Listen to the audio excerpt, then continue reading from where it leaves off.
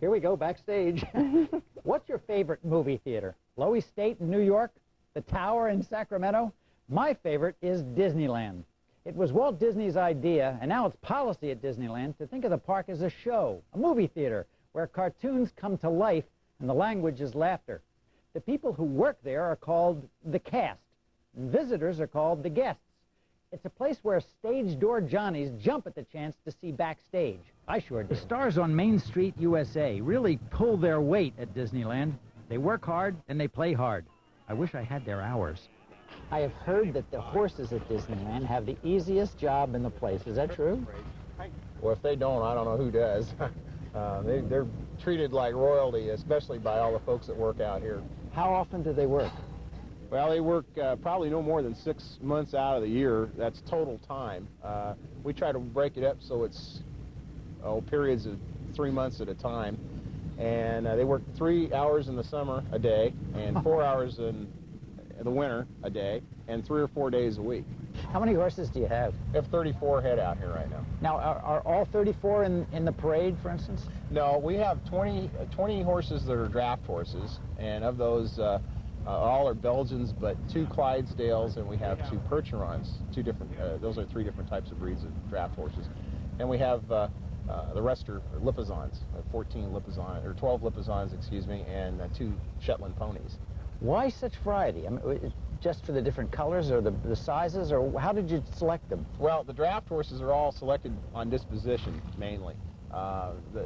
It's a special kind of horse to work at Disneyland, and to be able to work here, they have to put up with an awful lot of outside interference nonsense, so to speak, as far as a lot of strange sounds that would ordinarily scare horses, and strange things happening around them. So they have to get used to people pushing strollers into them, and people aren't really looking for horses at Disneyland. They're looking around at the different sites, and so we have to drive defensively, so to speak, and we have to be careful. So they look like they're having a ball in here. Well, they got the life of Riley. I really think so. These 2 guys over here, that's Van and Clyde. They're a couple of characters. They're just babies, and they are babies. Yeah, they're babies. They're just 2 years old. We haven't really started doing too much with them yet, and we're going to start this summer and probably work them into our Disney Family Cavalcade Parade and use them on our hay wagon as a team. And that'll probably be their first appearance in the park, and then eventually they'll work on the streetcars. They'll probably live here for the rest of their natural life, and as far as I'm concerned, these horses have a job for life, and we take a lot of extreme measures to make sure that the horses are kept mentally and physically healthy. This is the old situation where if you scratch my back, I'll scratch yours. Before any horse goes on stage at Disneyland, he gets his own beautiful costume. He's vacuum cleaned, and he's outfitted with special polyurethane shoes. They won't look as nice hanging over the barn door, but they're a lot safer and quieter than the old metal kind. While we were looking at horses, Danny told us about a wild rabbit that just dropped by and made friends with his cat. You're only at Disneyland, right? His name is Bugs. What else? There's a cast of thousands at Disneyland. 8,000 in the summer, 5,000 in the winter. Every one of them has a different costume, a different inseam, a different waist measurement, a different size shirt or blouse. Mike, this is bigger than anything I've ever seen in a costume or a clothing store before. How do you handle what goes on here? On a summer day, we could actually costume up to 4,000 people in one day on a very busy day in the summer.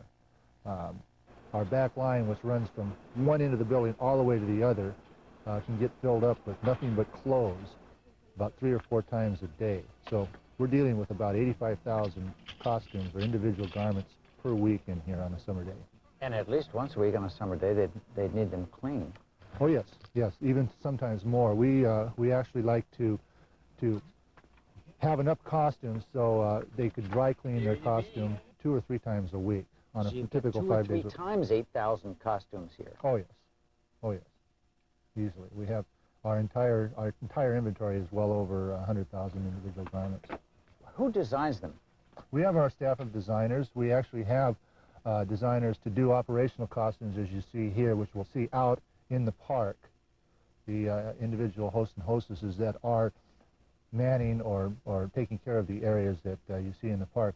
We have another designer that does entertainment costumes that you'll see on stage and in the parades and so on like that. Is everyone here in the park costumed? Well, everyone on stage, except for management and staff, has a costume. And many people, in fact, most of our cast members backstage are also costumed. What does on stage mean? Okay, on stage is anything that, as a guest comes into the park, will see as part of their Disneyland experience. As we like to term it as being on stage, since we are in show business. So everyone except you, it sounds like, has a costume. Pretty close, yeah. That's a good assessment. There are 500,000 costumes in the wardrobe department, but I only saw one little old lady at a sewing machine while I was there. Hazel must be some kind of seamstress. Disneyland is the most complex movie set ever designed, but you're never conscious of the complications till you go backstage. For instance, I thought parades were fairly straightforward affairs. The floats line up, the band starts playing, and you go to the curb and watch the majorettes march by. Mark, there's a lot more to this parade than meets the eye, obviously. Right. Tell me about the sound system. Well, in our parade system that we have here, we actually have 21 separate stages, if you would call it that, or 21 zones that's divided up around the parade route, where any guest that sits at any strategic place on the parade route will have a complete show. They'll have an intro, an underliner, and a complete, they'll hear all the music from all the floats, and then a closer. If I were actually on a float, what would I hear? If you're in the parade, as far as a person on the float, you're only going to hear the one track that's surrounded to your float. For example, our Fantasy on Parade, if you're one of the dancers for the Mary Poppins theme, that's the theme that you're going to hear throughout the entire route is the Mary Poppins theme. But if you're a guest sitting on the sidelines, you're not only going to hear the Mary Poppins theme fade up and fade down, but you're also going to hear all the other themes of the floats as they pass in front of you. It's a pretty extensive system. It's a lot more than the parades that we used to have, where spotters on the roofs would call back to the person up in audio and they would crossfade on a mixer. Now it's done all automatically. Each float has a transmitter and a receiver in it. The receiver receives the audio transmitted from Matterhorn, and the transmitter actually in the float transmits out a data signal to the sensors which are buried in the street. The signal is transmitted up to the computer, and then the computer identifies that float, shows where that float's at, looks at its memory bank and see if there's any appropriate cues for that, and then executes the appropriate cues. Those cues could go from anywhere from starting our 2 multi-track tape machines to turning on lights in the parade route, or starting our cart decks up here, which play all of our announcements. What do you need the television screens for? The television screens actually monitor the location of the floats as they progress down the route. Because the amount of time and effort that's put into each parade, we never want to have the guests ever leave the park feeling that they've missed out by missing a parade because of a technical problem. We have a very extensive staff that's on call every time that parade is on stage.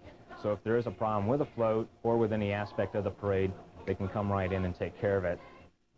Disneyland is great theater. It's music, drama, comedy, romance, all of that, and cartoons, too. Jack, I told you I was there this past summer at Disneyland, and I had no idea there was that much going on in the background. It's kind of, as a visitor, you're totally unaware of what happens back there. How do they manage that? Just through camouflage, I assume. It's the best run backstage department I've ever heard of or ever seen.